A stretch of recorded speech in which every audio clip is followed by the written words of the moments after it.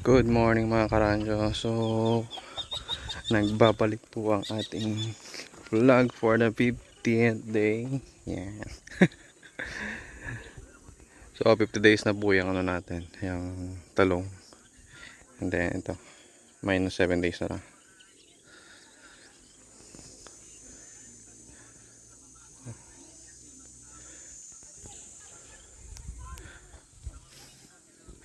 So, ayan guys, for today,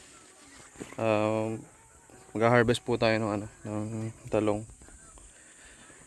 At sigurado pagka pinatagal pa po natin ay titigas na naman po yun. So, ngayon ang sistema natin dito.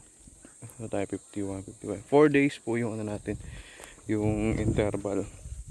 At pwede naman natin gawin 3 days pagka marami-rami na yung ano, yung production niya. Pero ngayon ginagawa natin ano, ayan. So dito, maganda talaga pagka may ganitong medyo top view ng konti. Doon sa may left side na yun, may mga harvest na rin tayo doon. Pero the rest, mas dito talaga yung ano, madaming portion. Ano, punta muna natin saglit, babay natin.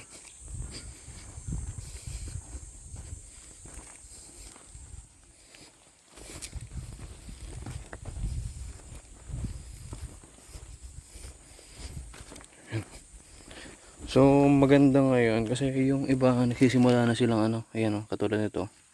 May 3-4 na siya. Tapos dito 2, 4, 5. May 5 na yung isa. Dito 3, 4 na. Sisimula na silang ano, silang dumami ng bunga sa isang puno. So pero abot ano pa lang din naman. Yung iba abot tuhod pa lang. Yan dito sa part na to. Yung iba lang na ano katulad nito, hindi pa tayo nakapagtanggal ng ilalim. Pero yun, sa 50 days maganda na siya kasi ganito, may 4 na, may 5.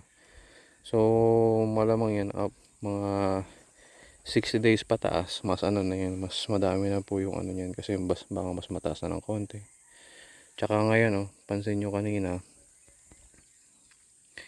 ngayon, ayan medyo basa-basa pa yung lupa kasi umulan. So medyo ano tayo, nakadilig tayo ng konti.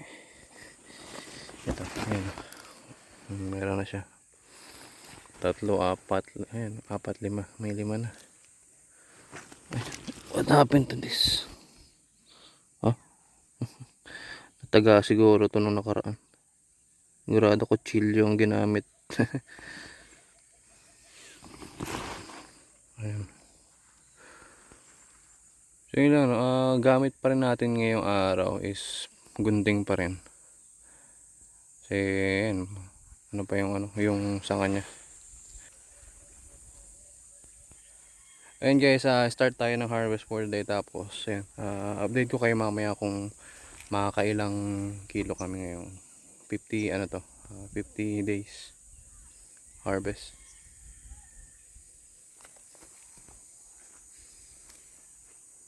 So hindi pa natin masabi kung baka yung iba may mga dala-dalawa na dito. Pero pansin ko halos karamihan siguro may isa-isa na.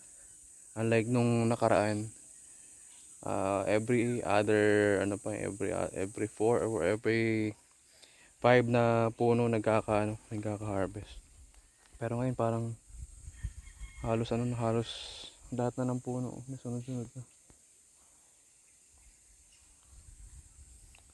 Ayan, update ko kayo mamaya. Magsisimula na tayo ng harvest ng talong.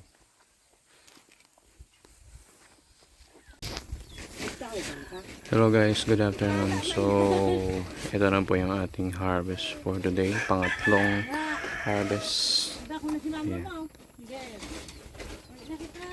So ayan guys, ito lang po yung ating reject for today, 5 kilos. Yeah. So yung iba may mga ng uod. Tapos matigas na konti. Yan. Tapos goods natin at class A. Itong dalawang bag lang naman ito. Di pala, tatlo palang bag. Tapos yung 70 goods na po yan. So ayan, naka 100 kilo tayo ngayon. Total kasama yung reject. Ayan. Tapos aside from that, ayan po, umulan po. Dito, basa ang lupa.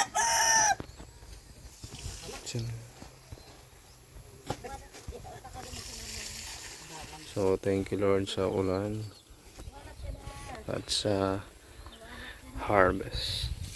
So paparami po ng paparami ang harvest natin ngayon. Thank you for watching. So ayan guys, after natin mag-harvest at ito, mag-ano po tayo, mag-abuno tayo ng kalamansi. So it's a 4600 urea. Ito. So lagyan natin tong sa may area doon na sprayan ng ano, herbicide. Kasi ito yung outfit natin ngayon kasi umuulan. O, diba? Ayun guys, di tayo makapag-video ngayon dun sa may ayan, tumitira na yung ulan eh. Ayan, sisimula na.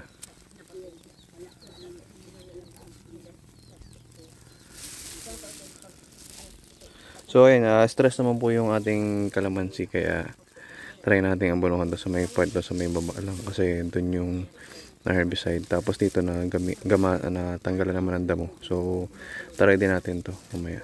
Pero unahin natin doon kasi mas malalaki yan nandun. Dito pa ulit natin dito kasi malilit naman yung puno dito. So ayan guys, tapos na tayo at we're going home and deliver na. Ito na yung ating 10 bundle. Okay.